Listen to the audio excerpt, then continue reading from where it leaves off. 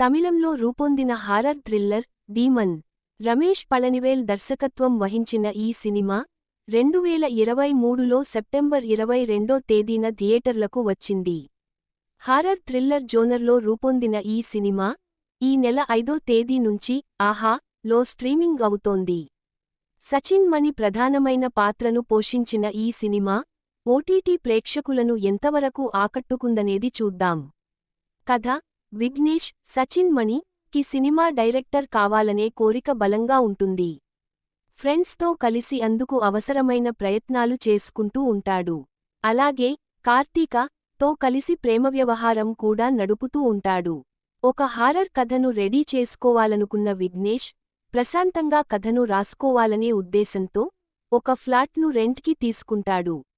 అపార్టుమెంటులో అన్నీ triple bedroom flats ఉంటాయని, ఆ ఒక్క ఫ్లాట్ మాత్రమే డబుల్ బెడ్రూమ్ వచ్చిందని విఘ్నేష్తో ఓనర్ కృష్ణ చెబుతాడు. అందువల్లనే తక్కువకి ఇచ్చానని అంటాడు.